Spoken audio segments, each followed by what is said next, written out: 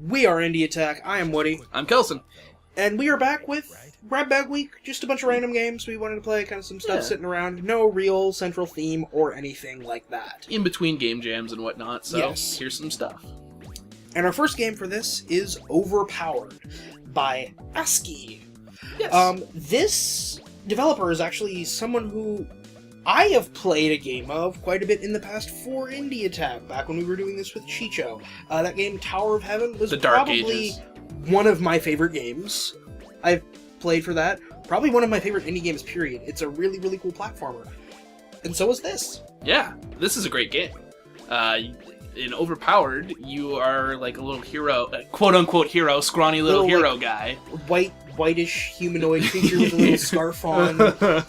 Like the total little junior cadet on the Hero Academy. And you kind of encounter this wizard who is fully voice acted and scripted through the whole game. And it's a really awesome voice acting job. I think that's one of the first immediate sellers of this game.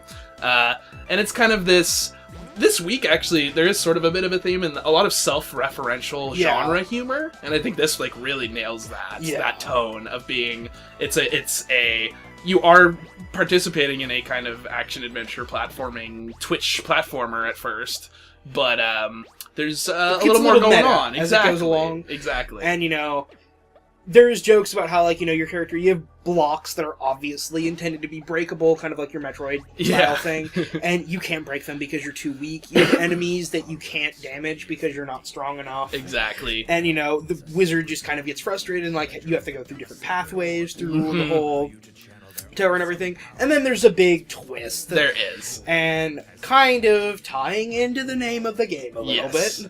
And, the experience kind of changes, and this is short, this is like this is an experience, this is maybe 10 minutes? Yeah, I would say this is in the, experience, 10 minutes, bite-sized, but a fully complete, narrative. It's of sorts. I mean, in the sense of game. Narrative is correct. It's one of those. I would call this a joke in game form. Yeah, it is. But it was so. But we played a lot of. I mean, this isn't 420 Blaze It. That was way more. The gameplay in this is really solid. Yeah, this is like you said, the gameplay is really solid, but it's kind of like somebody came up with, a one-sentence joke of boy, that'd be funny if you played as a really underpowered person who couldn't do anything, and then they made a 10-minute game. Yeah, if you go from level 1 to level 100 in 10 minutes, basically, you know, it's and that is a very gaming thing, where you are,